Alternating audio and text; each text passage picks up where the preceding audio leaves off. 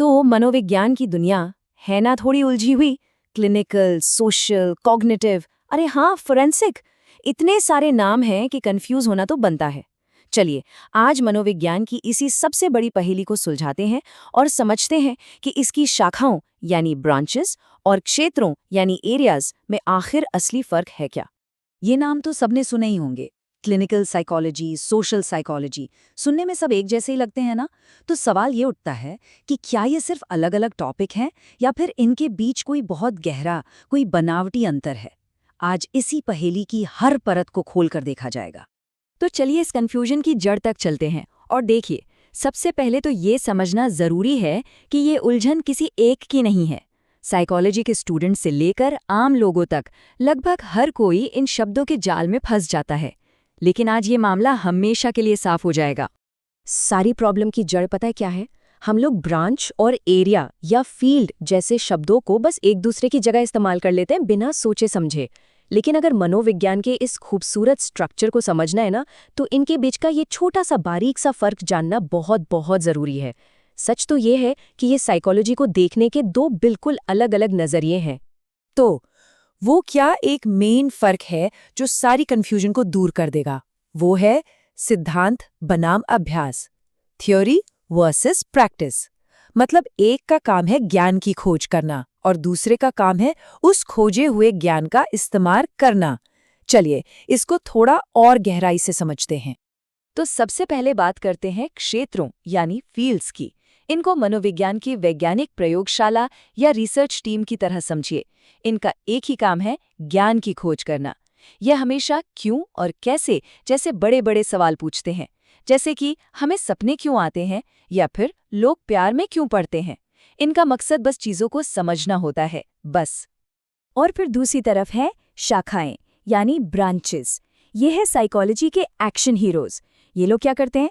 ये फील्ड से मिले ज्ञान और थ्योरी को उठाते हैं और उन्हें असल दुनिया की मुश्किलों को सुलझाने में लगा देते हैं। इनका मेन सवाल हमेशा ये होता है, अच्छा, अब इस जानकारी का इस्तेमाल करके लोगों की, समाज की मदद कैसे की जा सकती है। ये फर्क यहाँ बिल्कुल साफ दिखता है। देखिए, एक क्षेत्र ये समझने की कोशिश करेगा कि मेमोरी यानी एक्स कैसे काम करती है। वहीं एक शाखा ये सवाल पूछेगी कि हम मेमोरी एक्स के सिद्धांतों का इस्तेमाल करके स्टूडेंट्स वाई की मदद एक क्लासरूम जेड में बेहतर पढ़ने के लिए कैसे कर सकते हैं। है ना कितना सीधा साधा फर्क। और ये टेबल तो इस फर्क को और भी अच्छे से समझाती है। देखिए, एक क्षेत्र को कैसे डिफाइन करते हैं, रिसर्च के टॉपिक से, जैसे मेमोरी या सोशल बिहेवियर। और उनकी कामयाबी किस बात से नापी जाती है कि उनकी थ्योरी कितनी दमदार है। इनकी दुनिया होती है यूनिवर्सिटी और रिसर्च लैब्स। वहीं दूसरी तरफ एक शाखा की पहचान होती है उसके काम से, जैसे थेरेपी देना, और उनकी कामयाबी नापी जाती है असल दुनिया के नतीजों से, जैसे किसी के लक्षणों में कितनी कमी आई।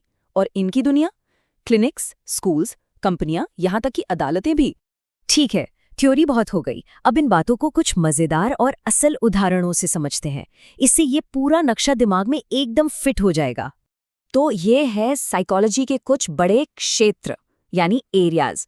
जरा इनके सवालों पर गौर कीजिए। सबके सब कितने बड़े और बुनियादी सवाल हैं। जैसे बायोलॉजिकल साइकोलॉजी पूछता है, भाई हमारा दिमाग हमारे बर्ताव को कैसे कंट्रोल करता है। कॉग्निटिव साइकोलॉजी ये जानना चाहता है कि हम सोचते कैसे हैं, याद कैसे रखते हैं। ये सब ज्ञान की गहरी खोज में लगे हैं। असल में यही साइकोलॉजी की नींव है। और अब आते हैं कुछ प्रमुख शाखाओं यानी ब्रांचेस पर। इनका फोकस देखिए बिल्कुल सीधा साधा है, प्रॉब्लम सॉल्व करना। क्लिनिकल साइकोलॉजी का काम है मेंटल डिसऑर्डर्स को ठीक करना। एजुकेशनल साइकोलॉजी स्कूलों में सीखने को बेहतर बनाती है। और फोरेंसिक साइकोलॉजी तो कानूनी गुत्थियां सुलझाने में मदद करती है। ये सब के सब क्षेत्रों से मिले ज्ञान का असल दुनिया में इस्तेमाल कर रहे हैं। तो इसका मतलब क्या ये है कि ये दोनों दुनियाएं, थ्योरी और प्रैक्टिस, एकदम अलग थलग है, एक लैब के अंदर और दूसरी बाहर? जी नहीं, बिल्कुल नहीं। सच तो ये है कि इनके बीच एक बहुत ही गहरा, डायनामिक और जरूरी रिश्ता है। चलिए देखते हैं कि ये रिश्ता आखिर काम कैसे करता है। यही सबसे जरूरी बात है जो समझनी है। इन्हें अलग अलग डिब्बों की तरह देखना सबसे बड़ी गलती होगी। ये एक ही इकोसिस्टम का हिस्सा है, एक दूसरे पर पूरी तरह निर्भर है और एक दूसरे को लगातार नई एनर्जी और नई दिशा देते रहते हैं।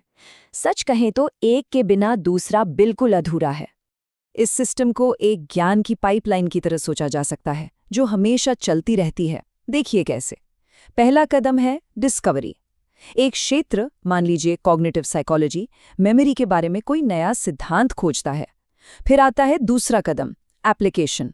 एक शाखा, जैसे एजुकेशनल साइकोलॉजी, उस सिद्धांत का इस्तेमाल करके स्टूडेंट्स के लिए पढ़ाई की नई तकनीक बनाती है।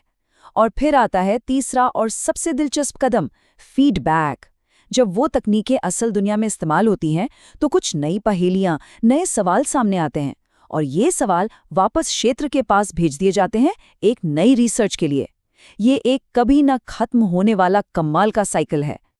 अच्छा, अब जब सारी बेसिक बातें समझ आ गई हैं तो यहाँ एक ऐसा टूल है जिसे साइकोलॉजिस्ट की पॉकेट गाइड कहा जा सकता है।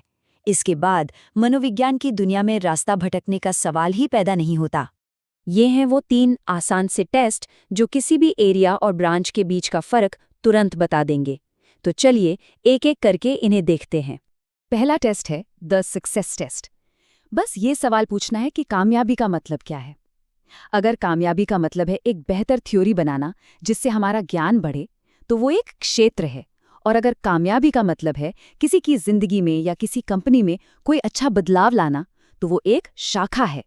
दूसरा टेस्ट है द जॉब एड टेस्ट। सोचिए कि कोई जॉब का एड निकला है। अगर उस एड में किसी रिसर्चर या वैज्ञानिक की जरूरत है तो वो एक क्षेत्र से जुड़ा काम है। लेकिन अगर एड में किसी थेरेपिस्ट, कंसल्टेंट या प्रैक्टिशनर की तलाश है तो वो पक्का एक शाखा है। और तीसरा और आखिरी टेस्ट है द मेथड्स टेस्ट। यहाँ सवाल ये है कि काम करने का तरीका क्या है। अगर तरीकों में ज्यादातर एक्सपेरिमेंट, मॉडलिंग और सर्वे जैसी चीजें शामिल हैं तो वो एक क्षेत्र है।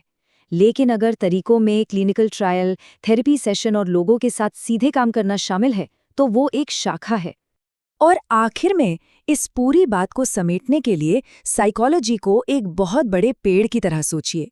जो क्षेत्र हैं वो उस पेड़ की मजबूत जड़ें हैं जो जमीन की गहराई से ज्ञान और सिद्धांत का पोषण लेती हैं, और जो शाखाएं हैं वो उन्हीं जड़ों से ताकत लेकर दुनिया में बाहर की ओर फैलती हैं, फल देती हैं और हम सबको अपनी छांव देती हैं। और जैसा किसी भी पेड़ के साथ होता है, जड़ें और शाखाएं एक दूसरे के बिना जिंदा ही नहीं रह सकती। जड़ों के बिना शाखाएं सूख जाएंगी और शाखाओं के बिना जड़ों का कोई मकसद ही नहीं बचेगा। मनोविज्ञान की असली ताकत, इसकी असली खूबसूरती इसी गहरे और अटूट रिश्ते में है। तो अब एक आखिरी सवाल, जब न्यूरोसाइकोलॉजी जैसा कोई शब्द सामने आता है तो वो पॉकेट गाइड क्या कहती है? इसे कहाँ रखा जाएगा? क्या ये सिद्धांत की जड़ों में है या फिर अभ्यास की शाखाओं पर, या शायद ये वो खास जगह है जहां जड़ें और शाखाएं आकर एक दूसरे से मिलती हैं? इस पर जरूर सोचिएगा।